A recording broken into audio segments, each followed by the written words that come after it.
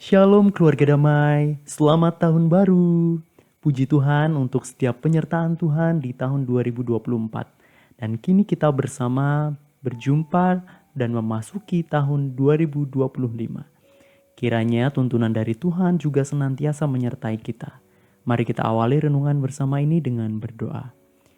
Ya Tuhan, kami bersyukur dan berterima kasih untuk semua hal yang Tuhan izinkan terjadi sepanjang 2024 kemarin. Dan kini kiranya Tuhan bimbing kami juga untuk menjalani tahun 2025 ini. Biarlah Roh Kudus berkarya ketika kami belajar dari firman Tuhan. Di dalam nama Tuhan Yesus kami berdoa. Amin. Keluarga damai, bacaan Samas kita pada hari ini terambil dari Efesus pasal yang ke-5, ayat yang ke-14 sampai dengan yang ke-17. Efesus pasal yang ke-5, ayat yang ke-14 sampai dengan yang ke-17. Demikian. Itulah sebabnya dikatakan, bangunlah, hai engkau yang tidur, dan bangkitlah dari antara orang mati, dan Kristus akan bercahaya atas engkau. Karena itu, perhatikanlah dengan seksama bagaimana kamu hidup. Janganlah seperti orang bebal, tetapi seperti orang bijak. Dan pergunakanlah waktu yang ada, karena hari-hari ini adalah jahat. Sebab itu, janganlah kamu bodoh, tetapi usahakanlah supaya kamu mengerti kehendak Tuhan. Demikian bacaan kita pada hari ini. Keluarga damai, di momen tahun baru ini sudahkah Anda mendapat pertanyaan seperti apa harapanmu di tahun yang baru ini? Sudahkah Anda menemukan jawaban untuk pertanyaan itu? Nah, tanggapan orang bisa saja beragam. Ada yang mengelompokkannya juga menjadi setidaknya dua kelompok. Kelompok yang pertama yaitu kelompok orang yang orang bilang ini kelompok ambisius. Kelompok ini membuat target-target yang menantang dan membuat dirinya ada di posisi yang relatif jauh berbeda dari yang dirinya sekarang. Misalnya, ya kalau sekarang aku kuliah di dalam negeri, besok aku S2 harus bisa kuliah dan mendapat beasiswa full di luar negeri. Atau aku mau meninggalkan gaji UMR-ku sekarang dan nanti tahun ini, akhir tahun ini aku harus dapat minimal 10 kali gaji UMR lah gitu. Atau lain-lain sebagainya gitu ya. Dan target-target ini bagi kelompok yang lainnya, yang satunya nanti, itu pasti dianggap sebagai target yang luar biasa. Dan kelompok yang satunya ini disebut kelompok santai, atau bahasa gaulnya kelompok santuy. Nah bagi kelompok santuy, ya target tahun ini, yang tahun baru ini tidak perlulah sampai segitunya. Yang penting semua tagihan bisa terbayar. Ya gaji cukup bisa buat jalan-jalan lah. Mungkin gak harus sampai ke luar negeri. Mungkin keliling Indonesia aja gitu. Ya bisa makan enak. Tapi ya tetap sehat selalu sampai akhir tahun nanti. Dan lain sebagainya. Nah kedua kelompok ini bisa saja saling menyindir lah. Targetmu itu gak realistis, terlalu tinggi gitu. Terlalu muluk-muluk. Atau kemudian dibalas, ya targetmu itu loh kok ecek-ecek banget. Kamu kalau kayak gitu terus kapan mau maju gitu ya. Ya di luar saling komentar itu masing-masing orang memang bisa membuat target atau tujuannya sendiri-sendiri. Yang bisa saja ya beda-beda satu dengan yang lainnya.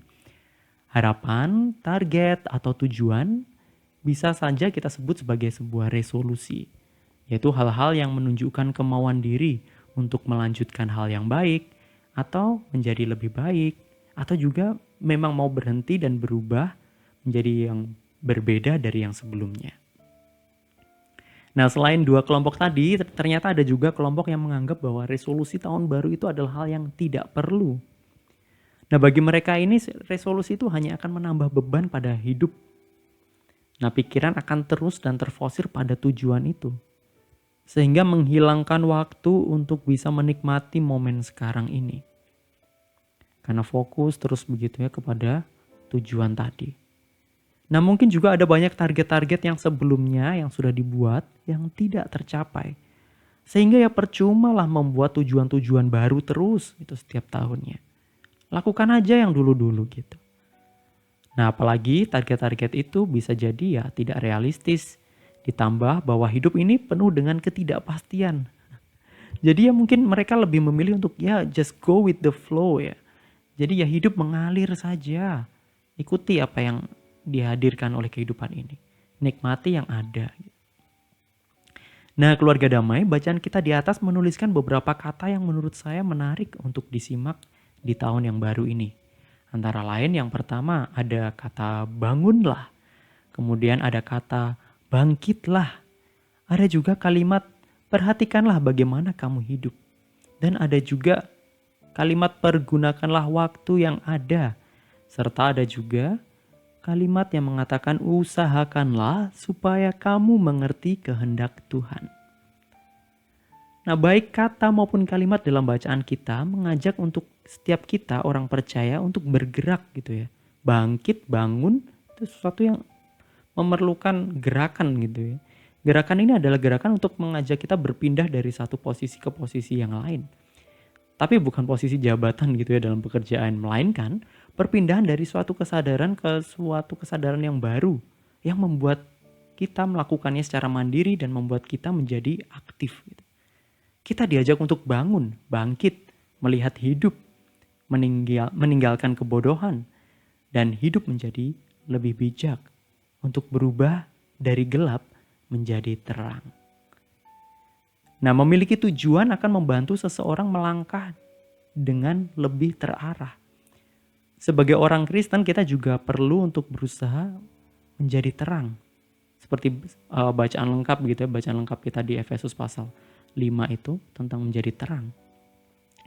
Nah, apakah kemudian kita perlu memisahkan tujuan tadi menjadi tujuan yang rohani dan kemudian ada juga tujuan yang duniawi begitu ya? Tentu tidak harus ya, meskipun ada tujuan-tujuan yang memang sifatnya fokus pada kehidupan rohani yang membantu kita untuk mengembangkan hidup rohani kita. Misalnya resolusi untuk baca Alkitab dan doa rutin, kemudian mungkin tidak bolong-bolong ke gereja, atau mungkin memulai terlibat dalam pelayanan di gereja. Itu bisa menjadi target-target dan lain sebagainya yang berkaitan dengan kerohanian. Tujuan-tujuan lain yang berkaitan dengan kesehatan, pekerjaan, relasi, ya tentu saja bisa dibuat gitu sebanyak mungkin. Jadi paket komplit nantinya. Nah, misalnya di tahun ini resolusinya ya keluarga bisa makin erat, atau kalau masih belum berkeluarga ya jodoh makin dekat gitu. Kemudian saldo kita juga meningkat, serta ibadah juga makin taat gitu. Itu bisa juga dilakukan dan dibuat. Namun menurut saya pencapaian target atau tujuan tadi bukanlah menjadi sebuah penilaian utama tentang keberhasilan kita. Terlebih waktu refleksi di akhir tahun gitu ya, apakah kemudian daftar yang kita buat apakah semuanya sudah bisa tercentang gitu ya. Nah, bisa saja karena banyaknya target itu ada juga yang tidak tercapai. Nah, tapi terus sebagian orang mungkin bisa saja merasa hidupnya jadi gagal gitu. Karena mungkin dari 10 hanya 2, 3 yang, atau mungkin bahkan hanya 1 yang tercapai atau 0 mungkin. Ya bisa saja membuat seseorang merasa gagal dan akhirnya bisa merasakan depresi juga. Sebab lebih daripada itu tujuan dari membuat resolusi yaitu sebagai usaha kita untuk menjadi lebih baik dari sebelumnya. Semakin bertumbuh. Sama seperti Tuhan Yesus yang semakin besar, semakin bertambah hikmatnya, bertambah karyanya, serta dikasihi Allah dan sesama manusia. Nah, sebenarnya kita pun dalam perjalanan dan menuju arah yang sama untuk seperti Tuhan Yesus. Semakin besar, semakin bertambah hikmat, bertambah karya kasih, dikasihi Allah dan sesama manusia. Keluarga damai, kegagalan melengkapi semua target itu sangat mungkin terjadi. Tapi yang lebih berharga dari sekedar tanda centang di daftar kita itu adalah tentang bagaimana kita belajar dan bertumbuh bersama Tuhan dalam proses ketika kita menyusun target-target itu maupun ketika proses untuk berusaha mencapai target dan tujuan itu. Sehingga resolusi bukan sekedar lari-larian mengejar target, tetapi juga membuka kesempatan untuk bekerja bersama Tuhan dalam mencapai sesuatu. Sehingga setiap hal yang terjadi bisa menjadi sebuah perjalanan iman yang berharga. Sepenggal kalimat di akhir ayat bacaan kita tadi tertulis demikian. Usahakanlah supaya kamu mengerti kehendak Tuhan. Nah, kiranya perjalanan dalam mencapai target-target ataupun tujuan-tujuan hidup kita tadi di tahun yang baru ini membantu kita juga untuk bisa mengenal Tuhan, memahami kehendak Tuhan, membantu kita bekerja bersama Tuhan dan bertumbuh bersama Tuhan di dalam keberhasilan, bahkan juga di dalam kegagalan yang kita alami. Mari kita berdoa. Ya Tuhan, kami bersyukur untuk tahun yang baru ini. Di tahun ini ya Tuhan, Tuhan tahu mungkin ada banyak hal yang kami impikan juga, yang kami harapkan, yang kami ingin lakukan dan ingin kami capai. Kiranya Tuhan jadikan semua itu kesempatan untuk kami bisa berjalan, berjuang dan bertumbuh bersama Tuhan. Biarlah kami bisa terus mengingat Tuhan dalam setiap tantangan dan keberhasilan. Di dalam nama Tuhan Yesus, kami serahkan hidup dan impian kami. Amin. Keluarga damai, demikian Samas kita hari ini. Selamat mewujudkan impian bersama Tuhan. Tuhan memberkati. Amin.